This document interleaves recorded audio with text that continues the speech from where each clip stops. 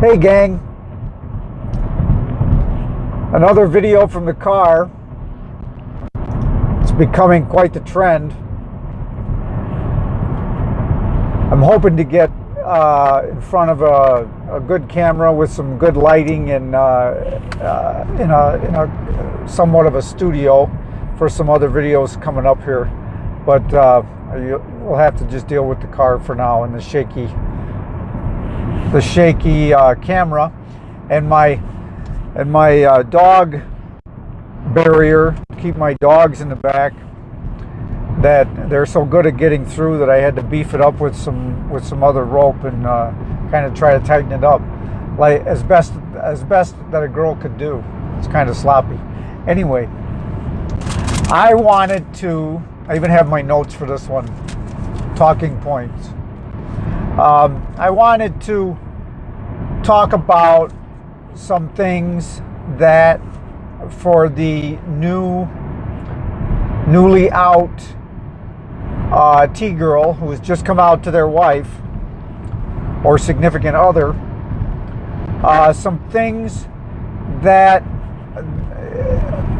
don't play well with the relationship, okay? And big mistakes that I've seen over 35 years with the community and talking with other girls, and things that they do that really tick off the wives and can cause really bad, what could be a good relationship, it makes it bad, and it could end badly.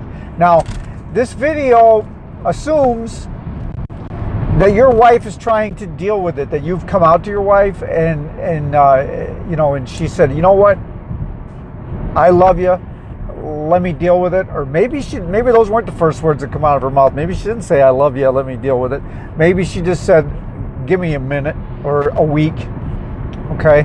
But she's trying to deal with it. Or maybe now, it's been a few weeks and you guys are talking and everything's going pretty well, and you think she's going to be. Now, this video isn't necessarily for the wife that says, oh my gosh, I was praying my whole life that I would marry a man who after 10 or 15 years of marriage would come out to me and say that he really wanted to be a woman. Okay, not too many of those relationships.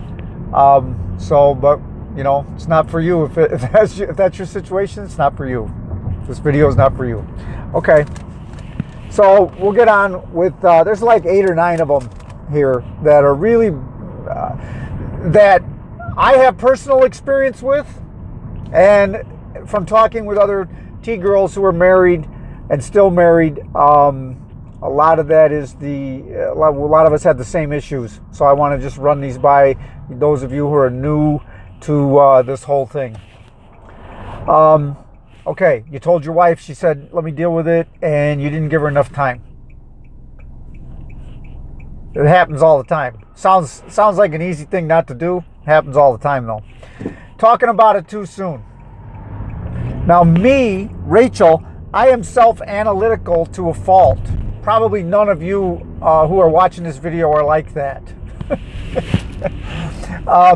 This doesn't necessarily make me a better person. It's not like I'm working on all my faults because I'm being so self-analytical that, I'm making myself a better person every day. Not at all. I just think about myself a lot, and think about my life and think about my relationships a lot. But a lot of times I don't really do anything to make them any better. I'm human.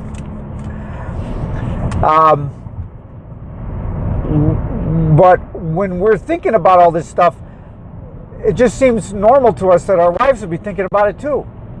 So we got to run over a few ideas every once in a while, and make sure we're on the same page. And to which she responds, what? No, I hadn't thought about that yet. Oh, great. Thanks. Can't get that out of my brain now. Okay? So you gotta just back off and give her space. Okay? Give her space for a while.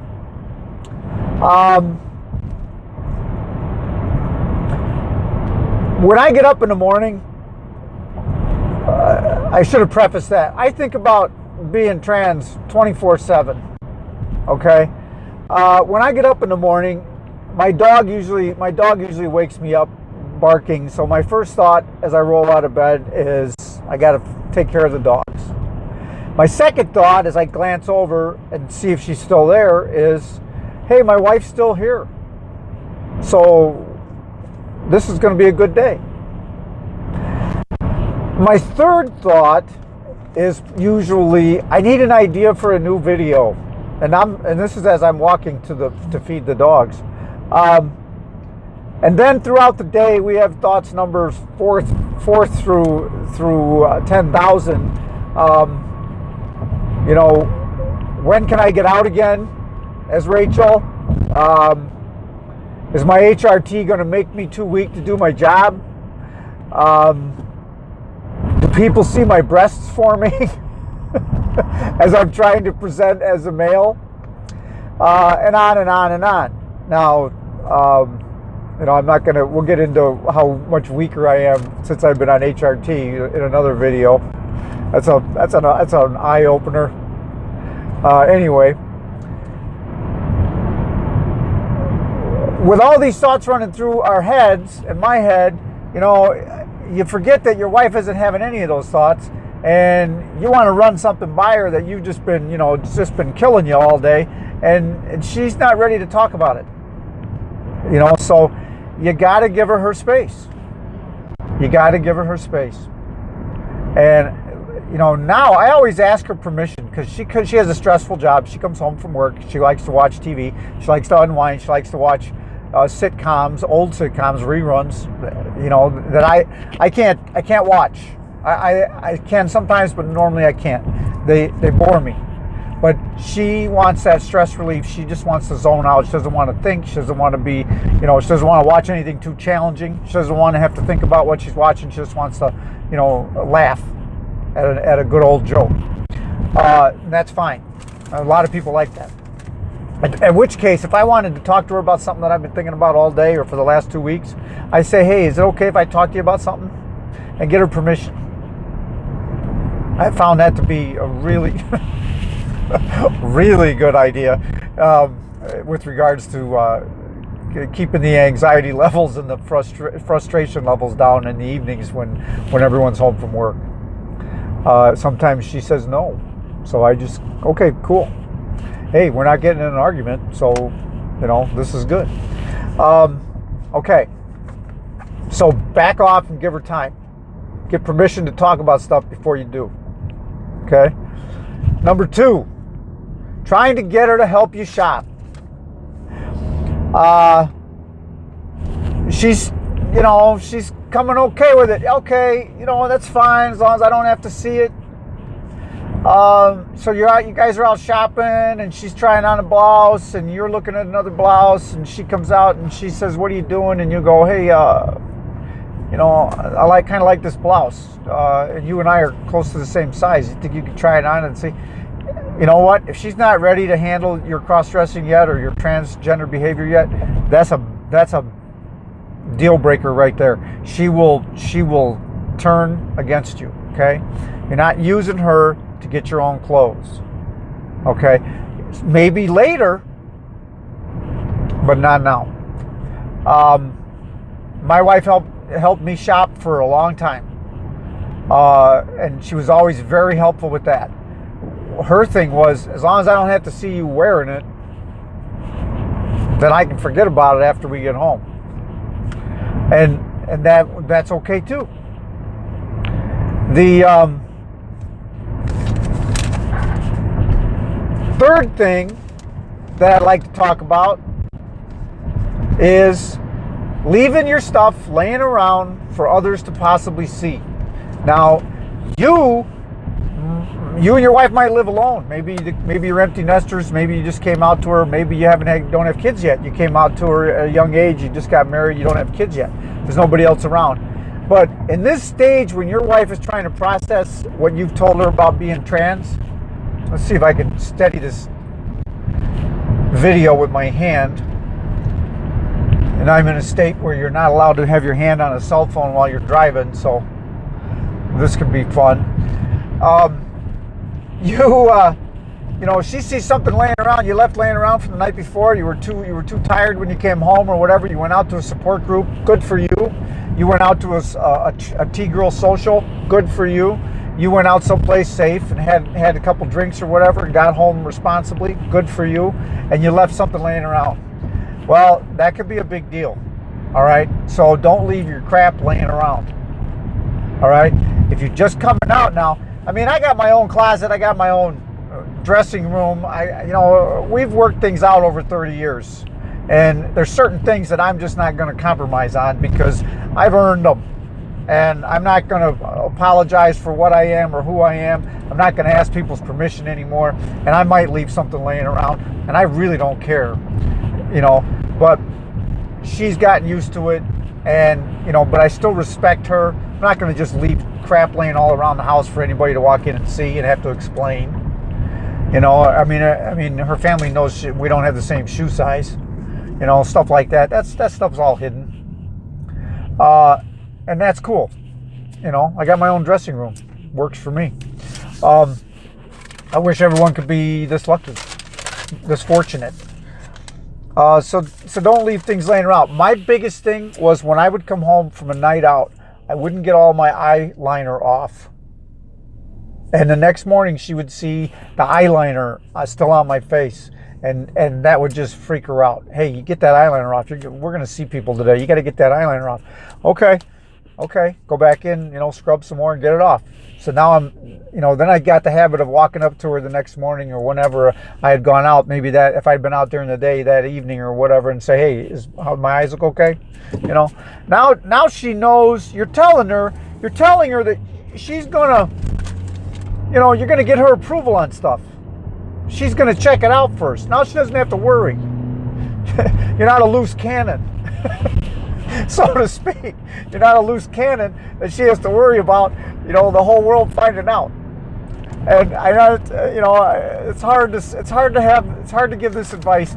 It's hard to give this advice. I wonder in this day and age if anyone really cares. But there are a lot of us that still have to hide this, and that's sad. And I'm hiding it too. So I'm right there with you. So here's my tips. I said tips. Anyway, number 4 is what I like to call the waterfall effect, or the waterfall effect. You got some approval, you got some encouragement. Okay, with exceptions. Subject, what I like to call subject to. Sure, honey, you can do this, but you have to also do this. Or, honey, you can go out, but you got to be back, or you can't leave until after dark. Or, I don't want you driving that car. Take my car, and people might think you're me. Stuff like that. So, subject to. You've been given permission, if you will, but you're trying to keep your relationship together. Okay, I don't want to make it sound like we have to get permission, but with something like this. Until or when she completely accepts it, you gotta work with it. All right. So that waterfall effect is when you get a little bit of acceptance, you get a little of encouragement, and you're just going right over the edge and going right on down. You're like a man in a barrel on Niagara Falls, and you know how that ends up. Okay, so you got to take the baby steps, and you got to temper everything that you do, and you got to just keep going, maintaining that same pace and not let that pace speed up. Don't think that just because she opened up a little door for you that means that you can run around in the whole prison yard and break out and just have chaos. It's not the way it's going to be. Number 5. This is a funny one. Okay, this was a big deal for me. Once she was accepting of it, she'd lived with it for a few years. She understood we had our system, and she knew how well I could hide it, and she wasn't concerned about that. Now the problems came when I didn't go out enough, and I became irritable and edgy and anxious and easily frustrated, and impatient, you name it. An overall jerk to live with. And then she would start, it was so funny because she would start, it's funny now, it wasn't funny then. She would say, you need to go out. And I would look at her and say, what do you mean go out? And she'd be like, you need to go out.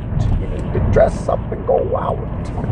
and I'm like, really? And she's like, uh-huh. And I'm like, okay. So I would start getting ready, and I could feel it. I could feel everything, and I could feel everything changing. And I would go out, and I would come home, and I would be fun. I would be like, oh my God, for the next 2 or 3 weeks, she'd be like, yeah, we'd be great. Everything would be good. We'd be having fun, and she'd be like, you need to go out more often. Okay, now not every day, which is how some of us might hear that. Okay, but you need to go out on a regular basis. Keep this person alive in the relationship, not the one that was here last week. Okay, so brings me to my next one, number 6, going out too much. See, she said you need to go out more, and you went, hey, cool. Okay, so now you're going out like 4 nights a week, 5 nights a week, I don't know, maybe 10 nights a week, I don't know, but you're going out too much. And she's going to let you know, all right? Because she didn't marry a girl, and every time she turns around, you're doing girly stuff, okay? And you're taking time away from the family. You're taking time away from her. You're spending money. You're doing all these things for this other person that she didn't marry. And now there's 3 of you in the house, and this gets old. This will get old in a hurry. This is the biggest thing. This is what almost drove my wife and I to divorce. I mean, I was ready. I wasn't ready. I didn't want it, but I assumed that I was going to be lucky if we didn't divorce. When we had a big blow up, and when I was going out like 3 nights a week.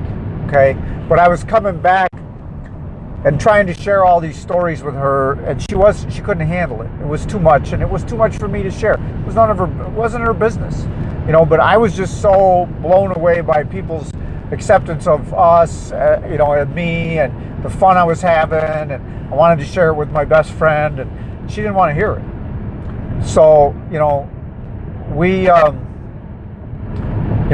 came to a head. And that was a bad one, and that was the last one. And shortly thereafter, I got on HRT, and I got calmed down, and I lost the desire to go out, present this way 3 or 4 nights a week. And so that in itself has really done wonders, and I don't get anxious and frustrated and impatient by not going out. So all of this stuff is, this HRT has really helped my relationship. Plus it makes you feel really good. Anyway, that's another video. The number 7, not showing her that she is the woman in the relationship. Okay, now once again, I'm not talking about an accepting relationship, an open relationship where the wife just it does not matter to the wife one bit that you want to be a girl or you want to act like a girl. Doesn't matter to her. She's completely okay with it. We're not talking about that. We're talking about, the wife that loves you, but wants to be the wife, wants to be the one that looks like a girl around the house, and wants to be the one that does the girly things, and wants to be the one. She's not giving you a diamond necklace for Christmas. She wants you to give her one. Okay, that's how it's got to work with some ladies, and that's fine. It makes sense to me.